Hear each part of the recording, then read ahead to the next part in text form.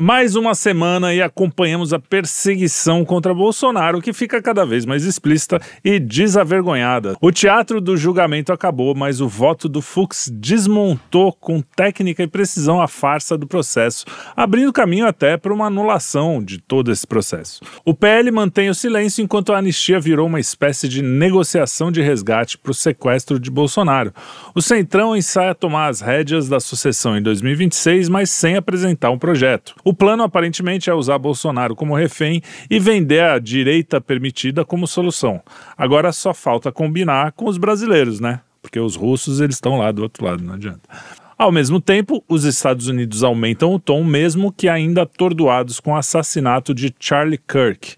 O Lula corre para proteger o STF e a Faria Lima continua fingindo que não é com eles. O mundo, enfim, assiste um Brasil à deriva e a gente vai puxar esse fio nessa semana de julgamento, chantagem política, pressão internacional e até assassinato, um triste assassinato. Porque no Brasil, ainda que se tente fingir normalidade, o bicho tá pegando. E tá mesmo, hein? Fala, pessoal, tô aqui com o Kim Paim, Arthur Machado e o frila fixo quinzenal Herbert. Tudo bem, Herbert Passos? Como Fala, vocês Felipe. estão? Fala, Arthur, Kim, tudo bem? Tava com saudade de você, viu, Herbert? Tem uns... Você é quinzenal, mas tem uns 50 dias que eu não te vejo. Não, é porque é que a gente já foi um dia depois só, é que ele sente muita saudade de vocês. A nossa gravação tá sendo mais próxima da quarta-feira, a pedidos. Me liga. Fica com saudade, me liga. A pedidos do pessoal, a gente tá gravando um pouco mais perto da quarta-feira. Estamos conversando aqui se dá para fazer ao vivo, mas é uma coisa que a gente ainda tá estudando. Mas, porque a gente gosta também de deixar tudo editado, com as notícias, quando a gente fala uma coisa, para vocês assistirem também. Mas, independente disso, vamos já começar o programa aí. Como vai? Kim Paim, começa você. Vamos começar a falar de Brasil aqui, do Fux, com aquele voto sensacional, né? Todo mundo, já teve cara querendo que ele, vai virar senador, não sei o quê. Os caras também são emocionadinhos, né? O Fux faz um negócio. Bom, enfim, comenta você, senão eu vou fazer o comentário eu. Então, semana passada nós tivemos aí o encerramento de mais uma fase aí da Inquisição contra Bolsonaro, que é esse julgamento termina com 4-1 para a maior parte dos réus. Teve alguns réus que acho que termina 5-0, porque o Fux não voltou para inocentar nem o Cid, nem o Braga Neto. E aí, a semana passada, assim, o voto, acho que da maior parte dos ministros, ninguém nem se deu o trabalho de ver, de ouvir. As notícias que inclusive, foram publicadas pela própria imprensa, não destaca nenhum ponto dos votos. Não sei se vocês param para pensar sobre isso. Qual é o grande destaque da Carmen Lúcia? Do Flávio Dino, do Moraes, do Zanin? A única coisa votou a favor para condenar e tudo mais. Já o voto do Fux começa o dia. Eu acho que, não sei nem se o pessoal estava, obviamente, com uma certa expectativa, não de ser como foi, mas por conta do Fux já ter tido alguns posicionamentos divergentes, desde o caso lá da Débora do Batom, ter ficado de fora da Santa Magnitsky, que mostrou aí que fez e opera milagres. E aí o Fux começa o seu voto já mandando alguns recados, inclusive para a própria corte. E o pessoal já ficou meio assim, né? Opa. E vai indo, e vai indo, e vai indo. Eu tava acordado quando ele começou a votar. Eu fui dormir. Eu acordei, o Fux continuava votando. Eu falei, mas o que está acontecendo? E no meio disso ele começa a passar por diversos pontos, né, da investigação, da denúncia, das teses que a defesa apresentou. E meio que ele foi validando tudo que toda a direita, toda a defesa vinha denunciando há muito tempo. E aí teve diversos pontos, desde um que é extremamente importante colocar na mesa, que é qual a relação daquela turma inteira com o 8 de janeiro. Até agora ninguém sabe, e não tem no final do dia, né? Não tem pra que ficar medindo minhas palavras, mas não, tá se condenando as pessoas por conta disso daí. Depois ele fala sobre a questão do cerceamento de defesa, dá vários exemplos, dentre eles a questão lá do document dumping, a quantidade de arquivos. Aí foi falando, o voto do Fux no final do dia acabou com 12, 13 horas, surpreendeu a todos mesmo, acho que ninguém esperava. As matérias que saíram em dias anteriores, tanto na Bela Megali, Malu Gaspar, era aquelas notas assim, não, os ministros aqui já estão falando com o Fux, vai ficar tudo certo, maravilhoso. A Malu Gaspar colocava assim, o voto do Fux será um balde de água fria. Ela só usa mais ou menos esse termo, um balde de água fria nas defesas. E foi exatamente o contrário. Aí você também teve a oportunidade de ver, né, como a imprensa é suja, como a imprensa inventa, desde que prejudique as pessoas que ela não gosta. Então, assim, a coisa foi o grande diferencial de tudo isso daí, que votou não só pela absolvição, mas o Fux deixou claro que o processo deveria ser totalmente anulado, que ainda é um extra, né, da situação. E aí foi o grande ponto que ele falou, nossa, não vai ser mais 5-0. Um processo que, inclusive, foi remetido à primeira turma para garantir o 5-0. Todas as notícias da época falavam Verdade. isso. A imprensa falava sobre isso. E já não foi. Já mostra que não tem unidade. O que lá na frente você pode falar, não, lá o julgamento, né, teve um que discordou. Não é todo mundo que acha que Bolsonaro é o demônio encarnado. Vamos lá, né? Aguenta aí. Aí, como você falou da questão do Fux senador, né? O Valdemar, como sempre, pegou o microfone, e é o Valdemar que sugere isso, que o Fux poderia ser um senador.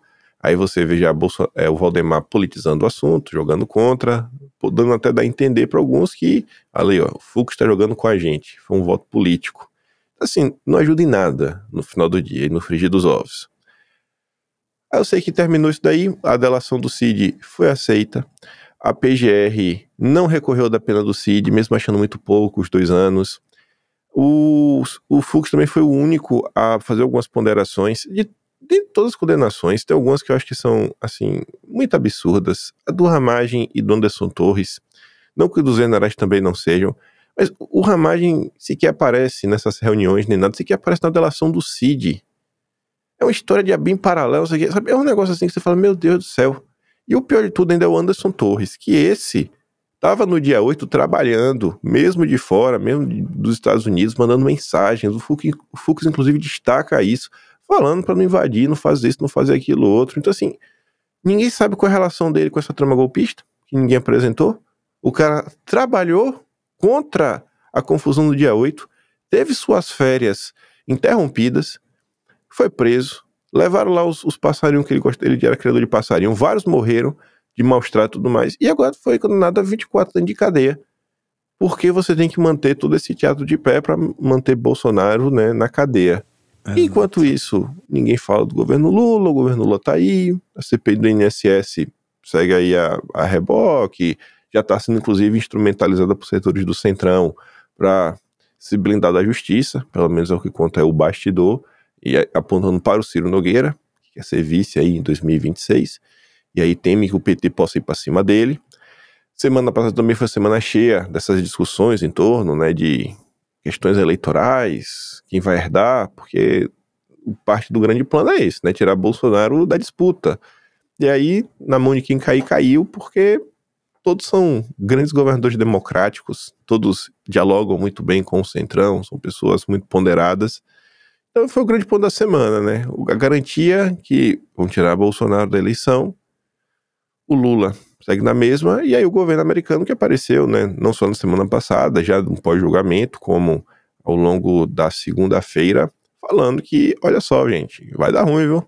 Teremos novas sanções aí contra o Brasil. E aí, obviamente, teve a questão daí do Charlie Kirk, outros eventos saindo do Brasil, a gente vai comentando aí ao longo do programa. É isso aí. Você falou do Fux, ele disfarçou bem, né? Ninguém esperava que fosse tão incisivo o voto dele. E sim, a questão dos 70 tera, eu queria só comentar uma coisa aqui como curiosidade. Aqui a produtora, aqui, a Panela, ela tem 18 anos já de produtora. Vai fazer em fevereiro agora 18 anos. A gente trabalha com áudio e vídeo. É a coisa mais pesada que existe em termos de terabytes, né? Um vídeo em 4K, a gente trabalha muito em coisa de alta como é que se diz? Alta definição. Alta definição, exatamente. Em 18 anos, a gente tem 65 teras de backup, de vídeo e áudio. 65. Os caras tinham 70 teras de de coisinha, né? Documento. Mensagem, é muita coisa, velho. Bom, mas enfim. Herbert, vamos falar um pouco agora, você que gosta dessa parte aí de políticas, centrão e tal. Agora, o PL, mesmo com esse voto, não aproveitou nada disso, né? Tipo, a única coisa foi esse comentário do Valdemar sobre o Fux e, cara, os caras parece não, todo mundo já sabe, a gente já fala isso faz tempo, mas tá escancarado, né? Que pra eles o Bolsonaro não é bom negócio, né? É melhor ele ficar preso mesmo. Essa é a sensação mesmo. Cara, não é nem que eu gosto, não é nem que eu gosto. É que é que você entende, com a qual a gente tem que lidar, né? Não, é que, veja bem, muitas vezes eu me sinto como um técnico de laboratório fazendo um exame de fezes, tá? Então não é uma questão de gosto, exatamente. Às vezes é uma questão de necessidade. E eu sempre acho legal que hoje esse não é mais o meu trabalho. Então eu me sinto muito mais livre para comentar a título de hobby e, de repente, algum gosto mórbido ainda por certas questões políticas, tá? Só para deixar claro. Cara, o PL realmente aproveita muito mal qualquer coisa, né? Não é o voto do Fux. Cara, o voto do Fux, ele tem um impacto muito forte, porque ele gera uma divergência formal e ele abre um monte de possibilidades. Então ele vai ter um impacto jurídico, porque ele abre muito mais campo para contestação, possibilidade de nulidade, mesmo que não seja agora. Ele tem um impacto também político, porque ele vai dar muita munição para todo mundo comentar, como a gente mesmo está comentando aqui. Ele tem também um impacto simbólico, mostrando que o STF não tem aquela unidade que todo mundo pensava. E o PL, nisso tudo, poderia ter aproveitado muito mais, e isso com certeza se atribui à liderança do PL, o Valdemar, que poderia fazer esse esforço, mas talvez a própria característica dos deputados mais de direita, que eu fico sempre com a impressão que eles têm dificuldade de trabalhar em equipe e jogam muito no cada um por si, que é uma característica marcante de políticos de direita, uma dificuldade de trabalhar em equipe, é todo mundo muito cada um por si, ou seja, aquela postura mais antipolítica. A postura antipolítica, como eu canso de falar, ela está sempre um passo atrás de quem faz política. Então a direita está sempre reagindo a algo que já aconteceu, ela não consegue sair na frente. Então isso já deixa uma desvantagem natural no jogo, e mesmo quando pinga uma bola na área, prontinha para ser chutada para o gol, ninguém consegue fazer grandes coisas, porque vão deixar para pensar no que fazer só na hora que o negócio aconteceu. Então como é que se organiza 30, 40, 50, 100 deputados para ter uma ação coletiva nessa situação na hora que a coisa acontece? Simplesmente não dá, a não ser que houvesse ali como é que eu vou dizer? Um clima de jogo de equipe. Exatamente, ótimo, uma força-tarefa, onde você tivesse a liderança do partido, convocasse todo mundo e falasse, olha, é o seguinte, a gente é um time, somos um partido, estamos indo nessa direção e vamos caminhar para cá. E aí vai aquela outra pergunta, tá? Será que todo mundo está tão interessado assim?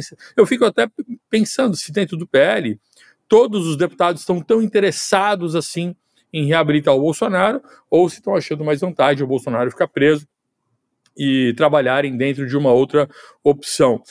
Essa, inclusive, é a tese que surgiu lá atrás, logo depois do 8 de janeiro, quando começam aquelas prisões todas, o que todo mundo já sabia está acontecendo, que a gente ia ficar numa condição de saber que a direita vai ser a força mais proeminente na eleição de 2026, só que a grande dúvida fica se vai ser o Bolsonaro que vai apoiar alguém mais do centrão ou da centro-direita, ou se é esse centro-centro-direita que vai apoiar o Bolsonaro. Então, óbvio que todas as forças em volta de tudo isso têm uma preferência descarada, né, para que seja o Bolsonaro apoiando um outro candidato que não seja ele mesmo, ou seja, o Bolsonaro como um coadjuvante e não como personagem principal. Porque as pessoas preferem lidar com outra pessoa do que lidar com o Bolsonaro, porque ele tem muita personalidade e é mais complicado de lidar com ele.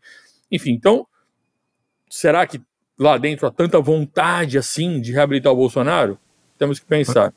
Isso para o eleitor que gosta do Bolsonaro, pensar nisso também na hora de votar, de eleger e de reeleger as pessoas. É isso aí. E aí, Arthur, e você? Agora também estão falando em votar anistia. Hoje, né, chegou esse papo de que não, vai ser urgente. O Hugo Mota já falou, vamos botar urgência. De repente, né, essas mágicas também que acontecem nos bastidores da polícia. Há 2, 3 dias, não, de jeito nenhum, se for, é só anistia light. De repente voltou. Provavelmente ele está falando de uma anistia light. Mas já mudou o discurso, assim, como diz um amigo meu, não é nem da água pro vinho, mudou tanto que é da noite pro vinho. Fala aí. O Janjão, um grande abraço pro Janjão. Fala aí, Arthur. Não, eu queria começar até puxando um ponto aí do Herbert, que ele falou assim, como é que você falou? Se eles querem reabilitar o Bolsonaro, temos que pensar, né? Uma coisa assim. A gente queria dizer que a chance deles quererem, deles que eu estou dizendo especificamente o PL, é zero, né? 0,1 não, zero. A postura do Valdemar é uma das posturas... Eu não gosto de adjetivar dessa maneira, mas farei. Mais canalhas que eu já vi na minha vida. Porque, sabe aquele deslize que não é deslize, entendeu? Aquele deslize que parece que é deslize, mas nunca é um deslize sonso. pro bem. É sonso, é sempre deslize para falar uma parada para prejudicar, entendeu? É sempre aquele deslize que, cara, nunca é para ajudar, é só para atrapalhar. Então, quando começa a ser isso frequentemente no timing errado, você começa a dizer o seguinte, peraí, o timing está errado para ajudar, mas para atrapalhar o timing é perfeito, entendeu? Então, o que ele está fazendo... De qual deslize você está falando? Só para eu saber, qual deslize? Tem vários. Ele é quase que a Magda, né, da política brasileira. Então, como ele não acha que ele seja tão estúpido como está parecendo, eu posso dar uma sequência aqui, um choque de monstro. Ele deu uma entrevista dizendo que havia golpe, né? A preparação para o golpe. Depois falou, não houve a preparação para o golpe, houve uma conversa sobre o golpe. Então, é óbvio que, imagina, a gente estava falando há pouco do voto do Fux, né? O voto do Fux é um voto importantíssimo. Inclusive, ele foi tão relevante que até agora o Gilmar continua falando dele. Os caras ganharam de 4-1 lá, mas ele está lá, numa entrevista que o Gilmar deu agora, questionando o voto do Fux, né? A mídia, no momento que o Fux já estava dando, a imprensa já começou a procurar especialistas e incongruências e Fux contra Fux, já para desmoralizar o cara. Quer dizer, a imprensa que no dia anterior, como disse o Kim, acho que o Kim você, já estava preparando o voto, o voto do Fux é arrasador, super Fux, não sei o quê. No meio do voto dele, com 2 horas de voto, que o nego sentiu que a raquete ia vir, já não se vê mais pra nada. Sobrou então, fazer meme, né, com o cara. Sobrou fazer meme com a peruca dele, essas coisas. Então, olha só, ele dá o voto, aí vem o Valdemar. Bom, vamos começar então por ordem cronológica, né? Ele dá o voto importante, o Valdemar já diz o seguinte, chamar ele para ser senador, que é já para desmoralizar e retirar todo o conteúdo jurídico do voto do Fux e jogar num conteúdo político. Ou seja... Isso foi horroroso. Horroroso. Aí depois ele vai lá dar uma entrevista dizendo que houve golpe. Aí depois ele resolve desmentir o que ele fala do houve golpe para dizer que o golpe... Não é que houve golpe, mas as pessoas conspiravam pelo golpe. Piorou. Então ele faz uma sequência de besteiras que toda hora o cara vai falando, vai fazendo, para você causar um problema para a direita e para o Bolsonaro. Então ele esvaziou. Dizer que ele quer recuperar o Bolsonaro, ele até hoje não fez nada. O cara está sentado lá com 1 bilhão, a única coisa que ele está fazendo é guardar o dinheiro, entendeu? Como se fosse o tio Patinhas, para depois, quando chegar na campanha, ele pegar os candidatos lá de Mogi, amigo dele, usar o Bolsonaro de bucha e fazer deputado federal, fazer senador. Aliás, ele já disse isso. Ele disse, da série de besteiras dele, ele falou assim, não, nós precisamos agora ganhar o poder, ganhar o Senado no ano que vem. Nós precisamos do Senado ano que vem. Agora, veja, para fazer o quê? Quem que vai entrar nesse Senado? Ele está querendo usar a direita, dizer o seguinte, olha, só com o Senado nós conseguimos liberar o Bolsonaro. Então, o seguinte, eleja os meus candidatos, que não é nenhum do Bolsonaro, os meus, que nós vamos atrás disso, entendeu? Só que, na verdade, é uma tremenda mentira, porque se ele fosse realmente brigar, ele não precisava do Senado para isso, ele já tinha em caixa, ele já podia ter mandado advogado para a ONU, ter feito um escarcéu com uma porção de coisa do PL, não existe um pronunciamento do PL, não existe uma nota oficial bem escrita, não existe uma entrevista no Financial Times. Aliás, desde a época da questão da Zambelli, de todas as atrocidades, o Valdemar ele é perito em se omitir. E quando ele aparece, é para derrubar. Então, nenhum cara, dizer que esse cara está trabalhando para liberar o Bolsonaro para mim, né? Eu sei que você não disse isso, mas achar que existe alguma chance daquele coraçãozinho podre dele, entendeu? De pedra. Dizer que está realmente com a mão na consciência, está trabalhando duro para liberar o Bolsonaro é uma piada. Exemplo, mais uma que eu me lembrei agora, no caminhão, ele subiu, quando a pessoa começou a gritar fora Romário, ele pegou o microfone e falou assim que eu vou chegar em Brasília eu vou resolver isso. Resolveu? Resolveu nada. Não falou nada com o Romário, se bobear pediu desculpa. Então é tudo encenação, não dá para levar a sério. Hoje o Valdemar, ele assumiu uma postura para mim dentro do PL, que o objetivo dele é enganar a direita, fazer candidato do Centrão, entendeu? Fingir que aquele partido é um partido de direita, e capitalizar voto para ele, para a tropa dele, e ganhar dinheiro com a turma do marketing. É só isso. Então, achar que, pra minha cabeça, que ele vai realmente fazer, porque o voto do Fux era um voto, se o Valdemar, veja só, tivesse, não vou dizer muito não, 1% de vontade do Bolsonaro, ele pegava esse voto, cara, traduzia esse voto, arrumava entrevistas sobre esse voto com os deputados, os especialistas da direita, tipo Marcília, tem advogados, né, no Financial Times, botava isso para rodar. Por exemplo, hoje saiu uma matéria, hoje ou ontem agora, na verdade, saiu uma matéria aqui no Wall Street Journal, porque a esquerda brasileira emplacou, né? Houve uma sincronicidade, uma sincronia logo depois do voto do julgamento, a esquerda pegou e fez uma sincronia, pegou o public relation deles lá, relações públicas, e começou a botar várias matérias em vários lugares, né? New York Times, o Lula escreveu no New York Times, saiu no Le Monde, matérias dizendo que o Brasil agiu muito bem em salvar a democracia, né? Na verdade, eu até brinquei, falei no último Dia da Economia, que não é que o Brasil fez muito bem em salvar a democracia. O Brasil é um exemplo mesmo, é um exemplo perfeito de como você vai implantar o complexo industrial da censura através do Centro de Resiliência Democrática, como disse a Ursula von der Leyen, que na verdade só significa o pensamento único e a perseguição. É o exemplo perfeito de como se deve perseguir a direita no mundo. É isso que é. Mas, hoje, agora no Wall Street Journal, saiu uma matéria de opinião que diz que o Bolsonaro sofreu lawfare. Sofreu lawfare de uma corte enviesada, com viés e sancionada. E é uma americana escrevendo. Ou seja, dava para ter emplacado, né? Qual o esforço do PL para tentar falar sobre isso? Nenhum. Olha só, ele começa dizendo o seguinte: julgamento do Supremo nós temos que respeitar. Alto lá. Ele, como presidente do PL, tinha que dizer o seguinte: como nós do PL podemos considerar um julgamento de membros da Suprema Corte Brasileira sancionados por violação de direitos humanos? É isso que a gente ia começar a dizer. Não, senhor, nós devemos respeitar. Nós devemos dar cortes isentas, cortes neutras, uma corte sancionada, entendeu? Nunca na história nós tivemos uma corte sancionada. Então ele deveria usar esse capital político para isso. Então, eu dizer que ele está trabalhando para... Assim, eu sei que você não disse isso, mas que achar que existe alguma esperança, eu não tenho nenhuma, entendeu? A esperança para mim realmente é só o Eduardo, porque o PL mesmo não fez e não tem feito nenhum esforço real para isso. Acredito, inclusive, que para o Valdemar, tá, da forma mais cínica, mais hipócrita, mais sonsa possível, se bobear, ele ser candidato ao Senado de São Paulo, entendeu? Mas olha, vou ajudar o Bolsonaro. Eu tentei, então, né, mas não deu. Eu tentei, não, vou tentar, porque só comigo lá e não sei o quê. Mas eles vão tentar, de fato, para mim, para o Valdemar e para uns tantos que estão por aí, o cenário, tá, do Bolsonaro, não só inelegível, mas preso, é o melhor cenário possível.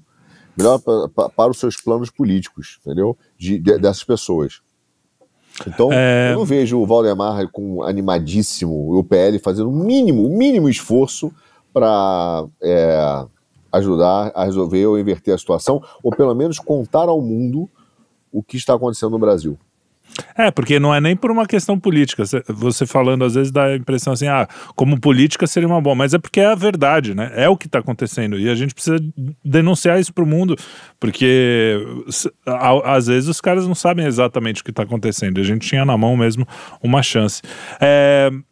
Deixa eu precisar só um ponto aqui. A gente reclama do Valdemar, tudo mais, mas é tipo a gente reclamar quando é roubado. Porque do bandido você espera o quê? Que ele vai te roubar, né? Você não vai reclamar pro bandido. Você tem que reclamar, às vezes, da falta de policiamento, da falta de, sei lá, iluminação nas ruas, porque a rua mais iluminada torna mais difícil de roubar. Acho que essa é a tese até do Marcelo Freixo, né? Você reclama dos políticos que não investiu em algum tipo de infraestrutura.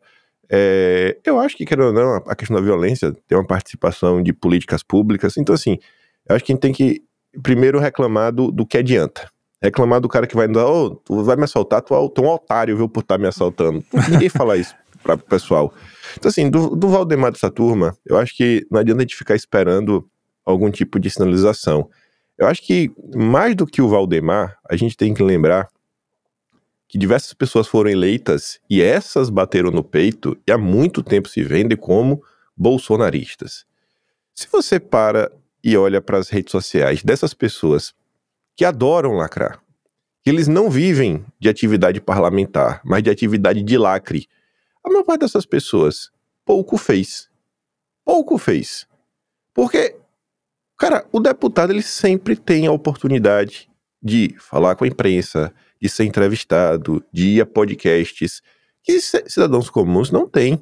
Eu venho batendo na tecla e eu farei isso, assim, agora ad eternos, com toda oportunidade, lembrar que a própria classe política que se favoreceu pelo voto de Bolsonaro, como o Alan dos Santos até falou outro dia, né, era um morta-fome que não tinha nem dinheiro para comprar uma CG para fazer delivery, vivia realmente assim na miséria e saiu da miséria através da política, teve uma ascensão financeira, pouco fazem.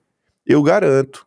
Se você pegar, eu coloco assim, pode me botar na frente qualquer um. Se eu sabatinar, eu aposto, qualquer político que se elegeu usando Bolsonaro, ele não sabe explicar como nós chegamos até aqui.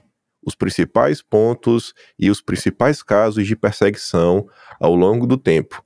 E aí, ainda que você chegue para algo mais recente, como 8 de janeiro, começar a perguntar, não vai para lugar nenhum.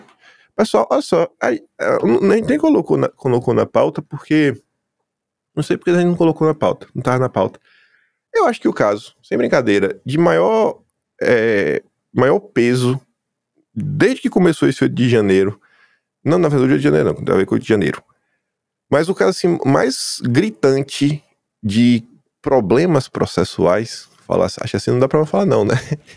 De tudo isso daí, foi o que foi revelado pelo Agape na semana passada e que não teve repercussão nenhuma.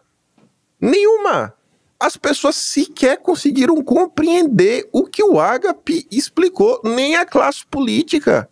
Explica aí pra quem não sabe também. Vou explicar o seguinte, ó. O Talhaferro foi lá, participou da audiência e fez uma denúncia muito grave, que foi o quê?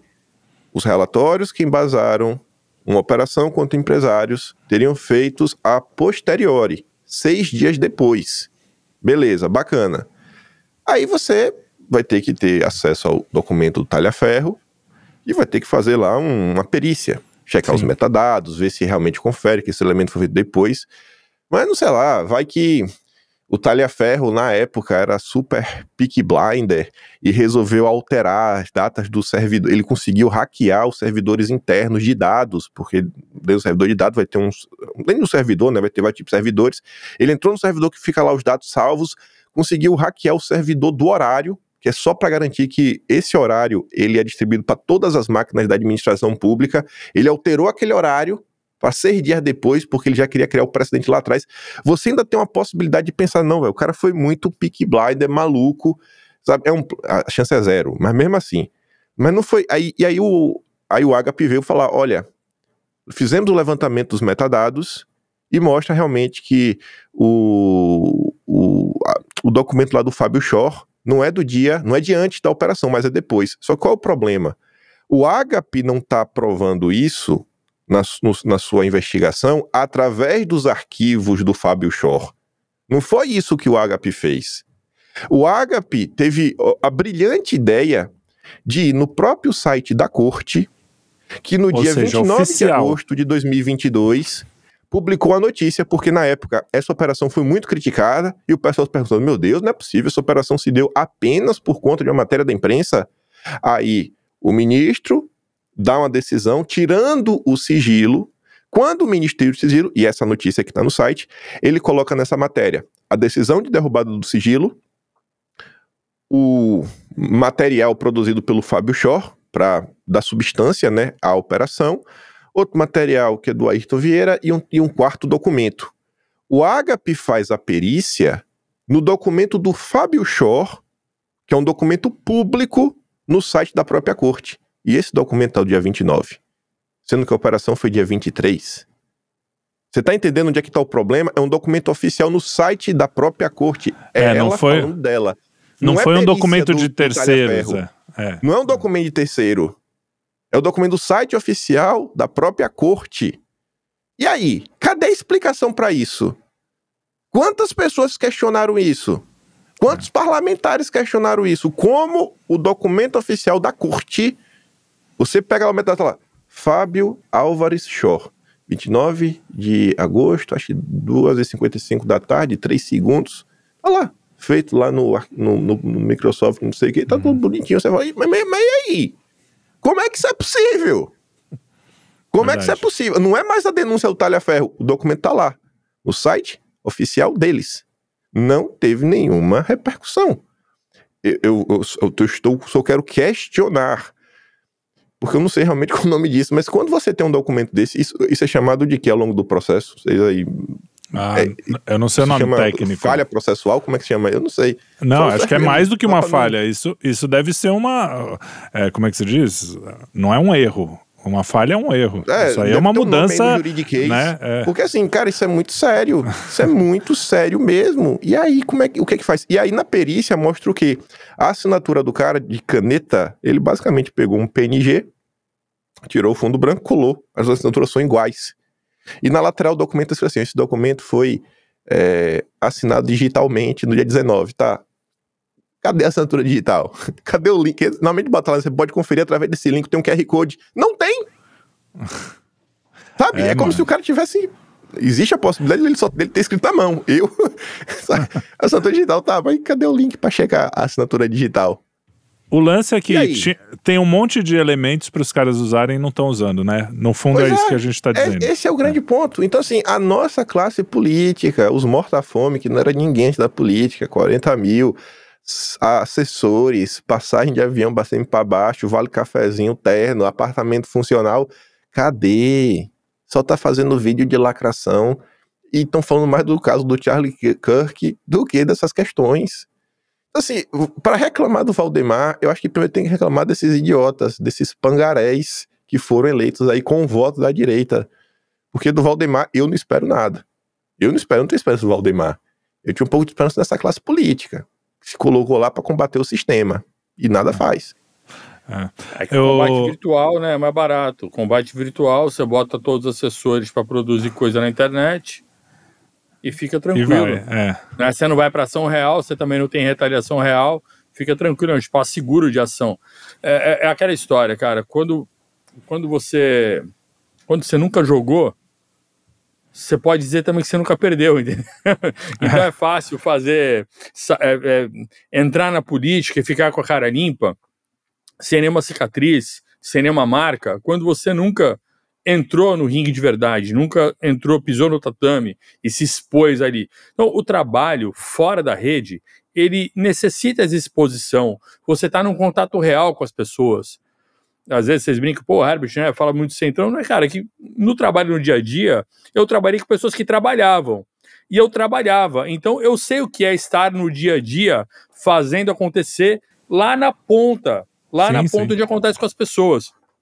E o que eu sinto falta nos ambientes mais de direita é ver os políticos fazendo esse trabalho, o trabalho real, o trabalho na ponta do negócio. Porque, cara, ficar na internet é uma moleza, e isso gera uma zona de conforto, Por isso que eu costumo pegar como exemplo, porque vocês reclamam às vezes dos caras do Centrão, e com razão, mas eles têm uma coisa que eles trabalham. Muitos ali trabalham de verdade, enquanto o pessoal da direita está na internet, muitos desses caras estão de fato trabalhando a articulação o tempo inteiro, estão fomentando, estão já decidindo quem que eles vão apoiar para vereador no município, qual que é o prefeito que eles vão conseguir apoio para sair para deputado. Cara, eles estão sempre trabalhando. Por quê? Porque eles não têm tanta proeminência nas redes.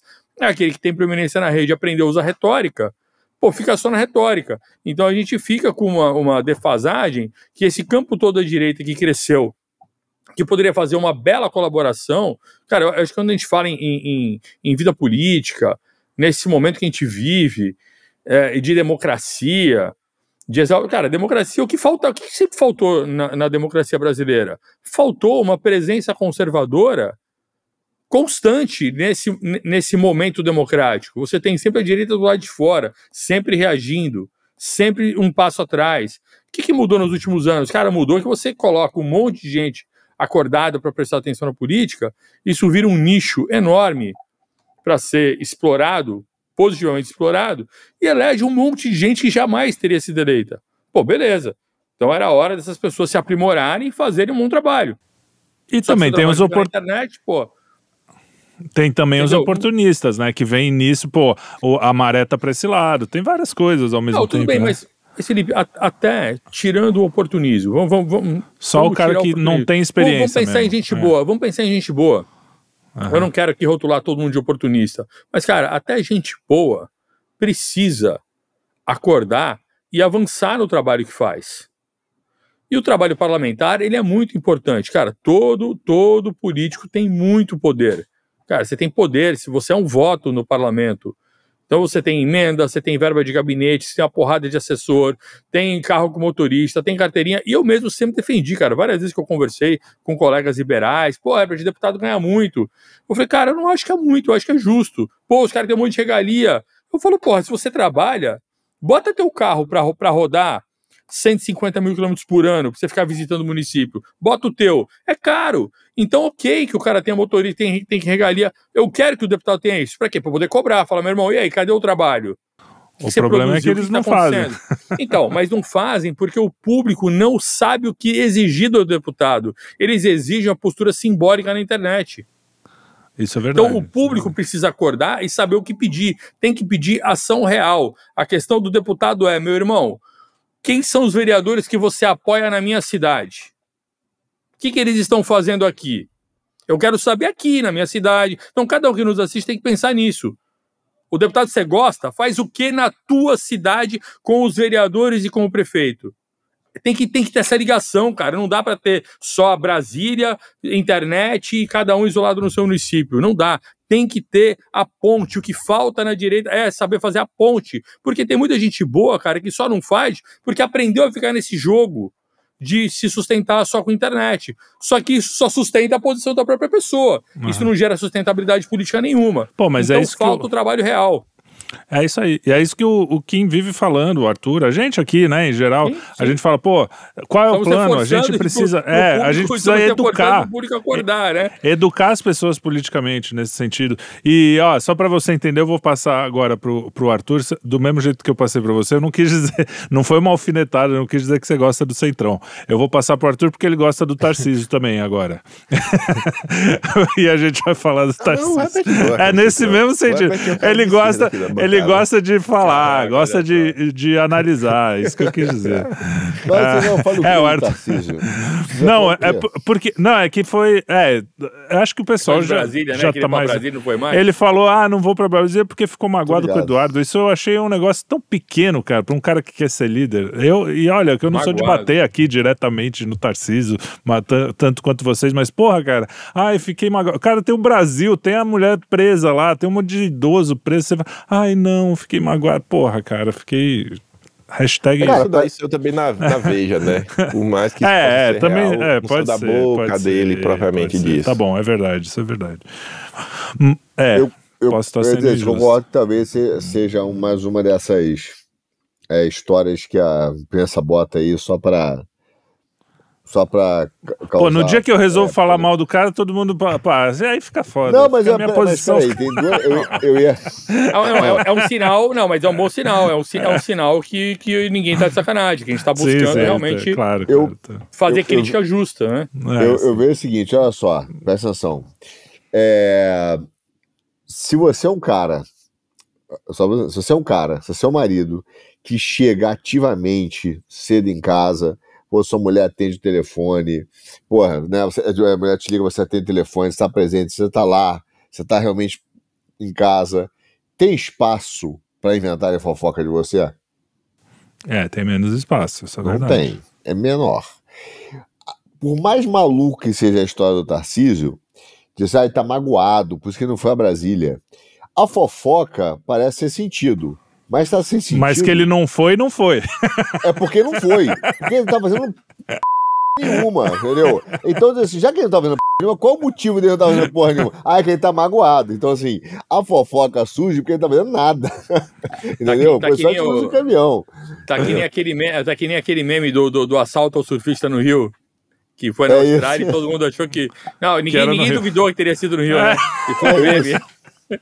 Assaltaram o surfista dentro d'água, olha que absurdo. Era pegadinha na Austrália, todo mundo acreditou que era no Rio. Ninguém duvida. Porque também no Rio... Se ele tivesse... Até o argumento é esse, né? Eu vi alguns argumentos, as pessoas falando assim, não, veja só, claro, estão tentando botar nele a pecha de traidor. Vocês verão... Atenção, vocês verão que ele não é... Vocês vão ver lá na frente, quer dizer, agora ele não está fazendo nada.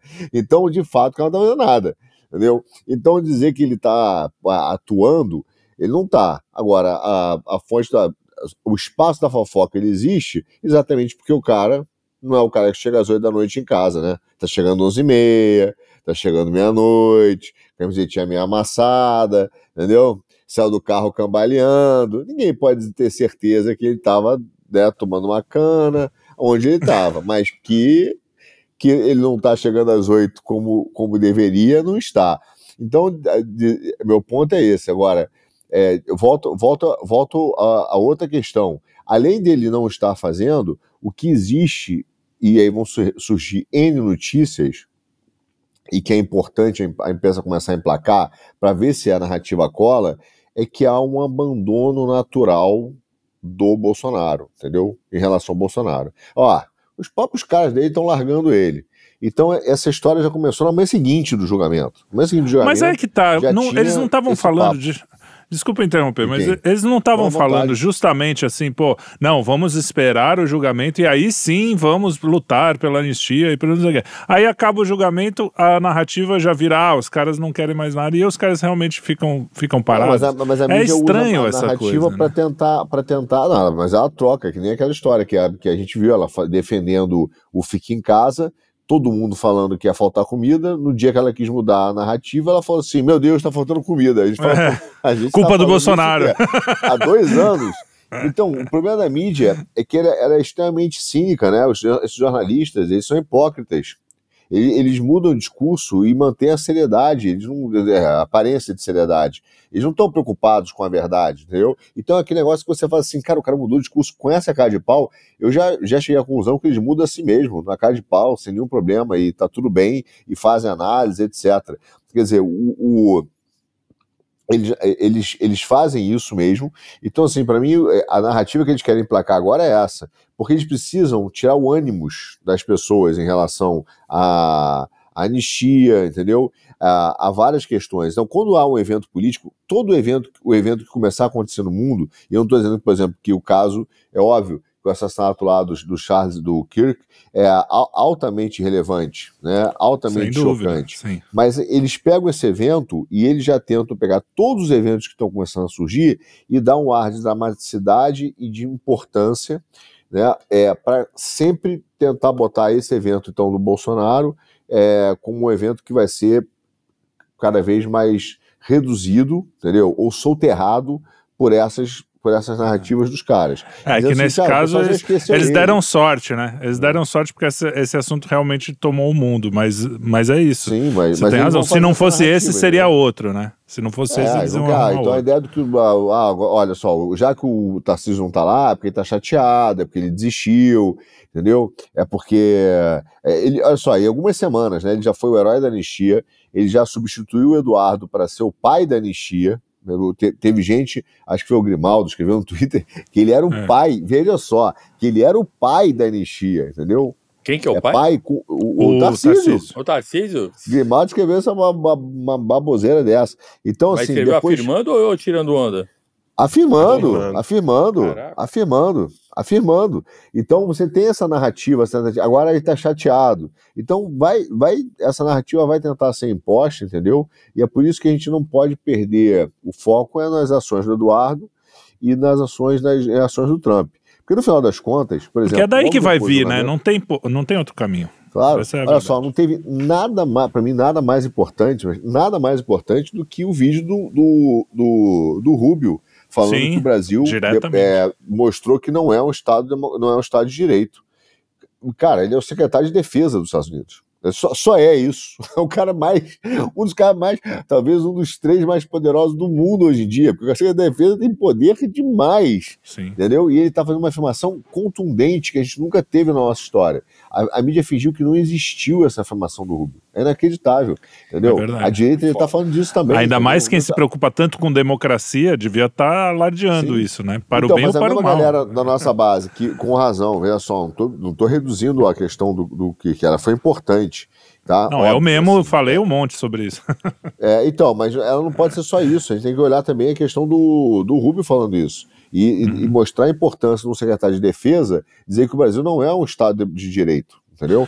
Porque, olha só, o Rubio foi muito mais macho que o Valdemar, né? Diga-se passagem. Pois é, então aí é que tá, né? Se o Rubio e o próprio Trump no dia do funeral, eu não sei, no dia que estavam levando o corpo do Charlie Kirk, falou sobre o Brasil, se o Trump, que tá lá no olho do furacão, ainda dá uma importância pro Brasil, não é a gente que vai parar de falar, né? Porque nós, brasileiros, vamos dar menos importância. Então, a gente tem que fazer isso, puxar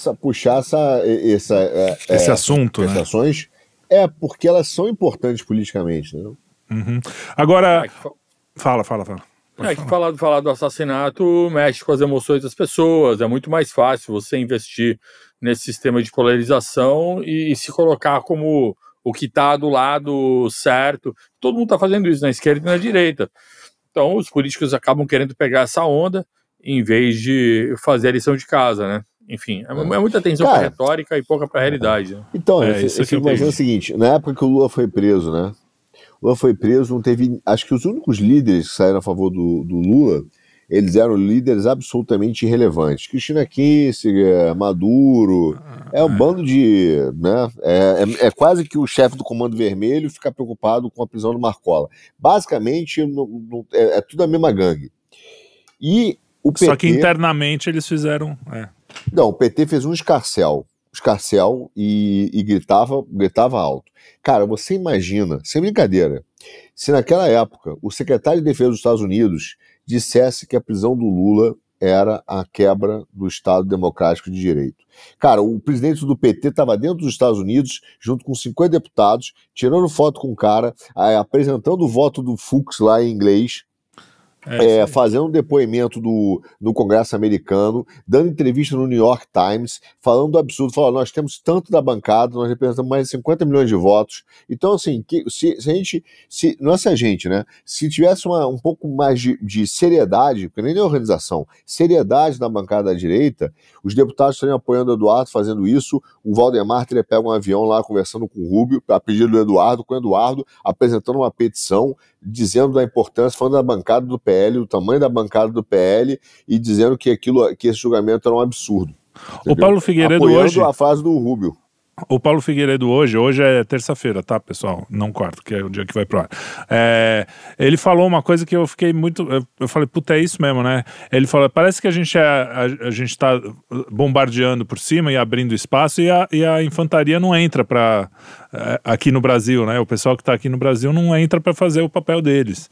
E aí você vê aqueles empresários lá que foram para os Estados Unidos, tomaram a porta na cara, o Landau falou, cara, não é por aqui. Os caras não foram pressionar, se foram, tá muito no subsolo, ninguém tá vendo isso. Espero que seja isso mesmo, mas não me parece que eles estejam pressionando para que as coisas mudem no Congresso. E nego aqui continua conversando como se o papo... como se tivesse pegado a conversa de 6 meses atrás e a gente está na mesma conversa, como se não tivesse essa coisa externa acontecendo aqui e que muda tudo, cara. É meio surreal essa visão. Não, assim. Mas é falta de intimidade com o trabalho. Porque, ó, o que você acabou de descrever, o Arthur acabou de descrever do PT, o que o PT estaria fazendo. Por quê? Porque você pode botar 1000 defeitos nos caras, mas eles sabem executar algo. Mas eles não estão ali à toa. A esquerda sempre foi minoritária. E por que ela chega onde chega? Porque sabe trabalhar. Claro que existe um certo apoio das elites, existe um interesse ONGs, em ter esquerdista para fundar as coisas, depois vem o outro, privatiza, vende barato. Veja, a esquerda destrói, a direita liberal vende barato. Cara, tá na cara que existe esse jogo.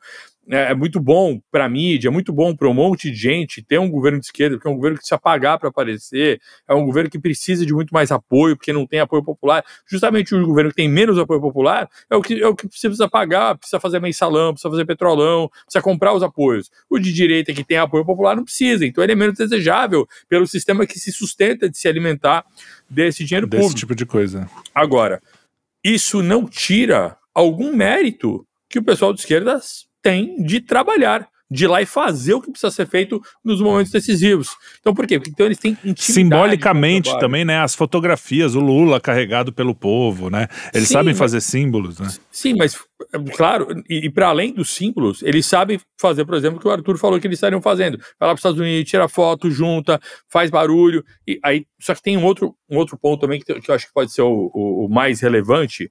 Isso o Olavo falava é um ponto que eu acho que ele estava cobertíssimo de razão. Ele falava assim, eu quebrei a hegemonia intelectual da esquerda, mas a hegemonia cultural ainda não foi quebrada.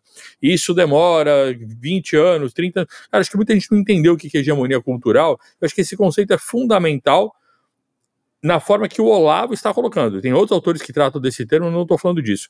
O Olavo falava dessa hegemonia cultural no sentido de que o grupo dominante, o grupo que tem hegemonia, ele é quem coloca em circulação os termos por meio da mídia, por meio das universidades, e a sociedade pensa a solução com os termos que são dados. Através dos termos. É aquilo que eu falei naquele cursinho que eu fiz ano passado lá, né? Eu falei exatamente desse ponto. Quem tem o poder de dar o nome às coisas, tem poder sobre as coisas.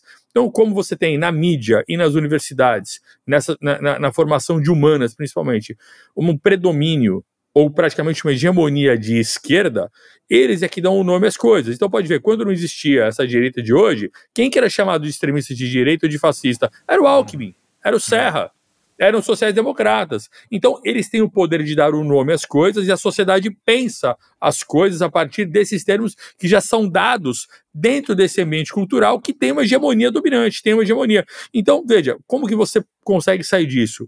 Hoje a internet dá a possibilidade de você se aculturar e de pensar fora deste ambiente. E daí que vem essa sanha toda de censurar a internet, controlar a internet, porque assim como eles sempre controlaram, ou sempre não, mas pelo menos durante algumas décadas têm controlado a bibliografia, eles controlam antes de tudo a bibliografia nos cursos de humanas. E a interpretação dessa bibliografia, não é só a bibliografia, é a bibliografia e a interpretação. Então eles acabam controlando como que os profissionais formados nesse campo vão pensar, eles dão a base, eles dão os conceitos a partir dos quais as pessoas pensam. É por isso que o extremismo hoje está onde, cara? Está na mídia. Quem são os na mais... mídia, os juristas aprendem aí então, também. E os juristas aprenderam onde? Na faculdade. Então, a disseminação do extremismo que a gente vê hoje, dessa radicalidade, desse ódio, ele vem da mídia e vem das universidades, porque eles é que vão fazendo gradativo e lentamente, né, ou lenta e constantemente, essa disseminação desses conceitos. Então, eles podem chamar de extremismo qualquer coisa que for contra o projeto que eles querem impor à sociedade. Então, eles têm uma visão de sociedade, eles querem implantar esse projeto, impor esse projeto, e eles chamam de extremista qualquer coisa que divirja disso ou que contrarie isso. Então, veja que essa situação de hegemonia cultural ela é a mais complicada. Se as pessoas não atentarem para isso, não entenderem isso e como contornar isso, vão acabar sempre derrotadas. Falando então em projeto, Kim, eu quero que você comente só essa coisa aqui do Centrão tentar desesperadamente colocar um presidente ou um vice lá e chegar no poder. Só que a proposta é engraçada, né? Porque eles falam assim, não, vamos levar mesmo o Tarcísio, que é mais próximo do bolsonarismo, vamos botar assim, que seria mais próximo. Vamos chegar lá, e você também sempre fala isso nos seus vídeos. Chega lá, não tem nenhum plano dos bolsonaristas que elegem esses caras acaba passando para frente, porque ideologicamente os caras, não, isso deixa para depois, isso aqui é melhor não passar, e acaba virando sempre. Por que o Ciro e esses caras querem tanto ser presidentes, vice-presidentes? É só para máquina mesmo? Eles não têm um projeto? Tem? Qual é o projeto deles é qual é o projeto do Centrão? A Faria Lima, para Faria Lima agradar eles. É só isso que tem. É basicamente a Faria Lima isso. lê assim não só, né, a turma do mercado financeiro, mas também o grande empresariado brasileiro, como vou chamar, né, o PIB do Brasil. É isso aí. Eles apoiam esse pessoal, porque a gente não vai sair fazendo acusações aqui para ganhar processo, né? Mas, gente, é só olhar a história do Brasil, ver como é que funciona a classe política e a relação da classe política com o empresariado. Você acha que a galera quer chegar lá na política para fazer o quê? O que eles fizeram em todos esses anos? Eles querem poder participar daqueles eventos que vocês conhecem muito bem, que vários acontecem fora do Brasil, né? Regado aí a muito luxo, tudo pago, né? Aquele lobbyzinho maroto, fora outras coisas que sempre acabam rolando, né? Então a turma só quer pra isso daí, mas nada além disso, absolutamente nada. O que é que essa turma já fez aí ao longo dos últimos, não sei, 20, 30 anos? Nada. Você coloca qualquer briga, você é o radical, você é extremista, não pode ser assim. Outro dia eu vi um cara no Twitter falando, não tenho dúvida quem foi, que ele falou que não existe nada mais extremista do que o moderado. Porque o moderado é extremamente mal, sabe? O ápice do extremismo é o moderado. Porque ele acha que as coisas são iguais, ele relativiza, né, a diversos absurdos aí que acontecem no dia a dia contra, obviamente, um único lado da política. Então, é só pra isso, cara. Não vai ter. As pessoas aí, eu acho que vão ter mais um episódio pra tentar refletir sobre a vida, refletir sobre decisões puramente emocionais, que não sei o quê. Beleza, vão ter mais uma oportunidade. Vocês não conseguiram aprender antes, vão aprender agora. Entender que o antipetismo, só o antipetismo, sem nada além do antipetismo, não significa nada. E como o Weber estava falando agora, né? Lá atrás era o Alckmin, o antipetista. E aí? O que é que mudou? Aécio Serra. Aécio também já foi antipetista. Dória era um antipetista. Collor antipetista. FHC. Teve até um vídeo agora. Todo mundo antipetista. Teve um vídeo agora que o pessoal publicou falando no Metrópolis, entrevistando lá o Sérgio Denicoli, que é da Pesata, que até trabalhou na campanha a empresa dele, né? Não vou falar. Trabalhou na campanha do Ricardo Nunes. Aí vinha os briefzinhos diários. Aí tava falando que quem ganha espaço na direita agora é o Ciro Gomes, que é antipetista e tudo mais. E realmente o Ciro Gomes é antipetista. Isso aí. Aí eu aproveitei isso pra perguntar, e aí, galera? Então, vamos botar no Ciro Gomes, né? Não é só ser antipetista? O inimigo do meu inimigo é meu amigo? Não é assim que funciona o Eduardo a Cunha, matemática da direita brasileira? Eduardo Cunha também foi antipetista. Eduardo Cunha também foi antipetista. Sabe, então assim, o povo não quer aprender. Eu achei tweets maravilhosos do Olavo, inclusive falando da história do inimigo do meu inimigo é meu amigo. E ele falando que cabe às pessoas minimamente honestas denunciarem os canalhas e oportunistas. Que esse papinho aí é papo furado que não leva ninguém a lugar nenhum. E ainda tem outro post do Olavo que ele falava que quando você expunha, né, um antipetista desse, ele sempre reagia de forma sentimentalista, se jogando no chão, falando uma coisa ou outra, que é o comportamento do Valdemar, quando vai aí, não foi isso que eu quis falar, sabe? Desses futuros candidatos da direita, né, que estão aí dando opinião aí em diversos canais de YouTube, mas que obviamente querem ser candidatos, deputado, senador, você expõe uma coisa, não sei o quê, aí você pega, sei lá, o cara pode me acusar de tanta coisa, Aí o cara fala que eu não sou apoiador de Bolsonaro, sabe? É um negocinho que você fala, velho, como pode ser sentimentalista dessa forma? Mas depois, tem uma coisa que eu não estou dá pra aqui, eu estou brigando, meu CEP está no Brasil, eu estou na cara tapa, você sabe o que tá fazendo, tu tá lacrando, sabe? Vai defender o teu cliente. E esse é o Brasil. E as pessoas seguem sem compreender, né, o cenário. Eu ia falar uma coisa, mas eu não vou arrumar treta, não, vou ficar quieto na minha. Não, vamos deixar essa semana sem treta. Uma semana sem treta. Estamos a uma semana sem tretas. Eu vou colocar a plaquinha. Não vou falar. Fala, Ed. Não, eu ia falar uma outra coisa nessa linha aqui. Eu acho que é interessante o assunto que o Kim levantou sobre o moderado ser extremista. A ideologia que explica isso aí é o positivismo, que, no meu entendimento, é o que predomina no Brasil, porque é uma ideologia muito bem construída, muito bem fundamentada, embora eu discorde dos fundamentos, mas ela é coesa na sua proposta interna, e ela influencia o Brasil mais do que qualquer outra ideologia. São as pessoas que não querem ser de esquerda nem de direita, porque falam, não, eu só quero que funcione tecnicamente. Pô, positivismo. Agora, isso daí tem que ser, a gente tem que prestar atenção nisso, que o positivismo ele é também algo revolucionário, porque nada é mais revolucionário do que você tratar as pessoas de um ponto de vista meramente técnico. Meramente técnico, você ignorar os laços culturais e de sangue que nos unem. Veja, o positivismo ele parte de uma ideia meio hobbesiana de que nós somos indivíduos unidos por interesses e temos que moderar esses interesses de alguma maneira, desenvolvendo alguma virtude. Mas isso não é verdade. Não existem indivíduos soltos por aí. Todo mundo nasce no seio de uma família. E as famílias estão no seio, no mínimo, de uma tribo, de um clã, de uma sociedade. Veja, então a gente não pode tratar as pessoas como esse indivíduo indiferenciado e todo mundo é igual. Não, todo mundo nasce de uma família, ninguém aqui é bebê de laboratório. A gente ainda não está no admirável mundo novo, né? Que cria esses indivíduos de laboratório em massa. Pode ser que chegue. Agora, dentro desse contexto, as pessoas acabam sendo muito mais radicais quando querem tratar o político simplesmente como um empregado e não como um líder. Mas onde é que isso se junta no antipetismo? Porque o petismo está agindo, está trabalhando. Então a gente volta àquilo que eu falei no começo, de que a direita se move sempre por ser contra algo que já está acontecendo. E o antipetismo acaba sendo o maior fator de união também por um outro motivo.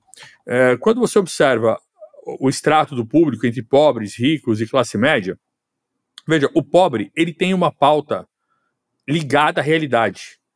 Ele é pobre, cara, ele tem necessidades imediatas que precisam ser supridas. Então ele precisa do gás, ele precisa de algum auxílio, ele precisa de emprego, ele precisa de assistência pro filho que tá usando droga, ele não quer que o filho vire bandido. O pobre tem, cara, pautas ligadas ao dia a dia dele. O rico também. O rico não quer deixar de ser rico, ele quer ganhar mais. Então o rico também sabe exatamente o que ele quer. Cara, e esse bolo de pessoas enorme no Brasil, que não é nem pobre e nem rico, que é a classe média. Cara, a classe média, uma vez que ela tem os itens mais básicos, ela não passa fome, ela tem TV, ela tem o mínimozinho de conforto, é um pobre comfort, um pobre premium, né? A classe média, por causa disso, ela não tem pautas tão ligadas à realidade, ela fica muito mais à mercê da mídia.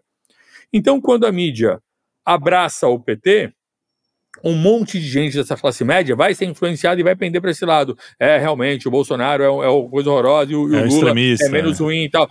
Mas quando também essa mídia vai contra o PT, essa massa também abraça. Então você tem um núcleo no Brasil que é que se identifica mais numa direita, mais conservadora, assim, e você tem uma grande massa que fica ali, que não é lá nem cá, e essa massa vai pender um pouco mais para um lado, um pouco mais para o outro, porque ela aceita as pautas que são dadas pela mídia. Uma vez que ela não tem pautas fortes, ancoradas na realidade, que o pobre item básico de sobrevivência e o rico vai ficar mais rico, ela fica ali no meio, ela aceita o que parece bonito, então ela fica à mercê da retórica. Isso tem que ser bem compreendido. Por quê? Porque também, num processo eleitoral, se você esteja do lado que estiver, de esquerda ou de direita, não encontrar um caminho para conversar com essas pessoas, você também não as traz para o teu lado. Ah, sem dúvida. Mas eu vou colocar aqui alguns contrapontos.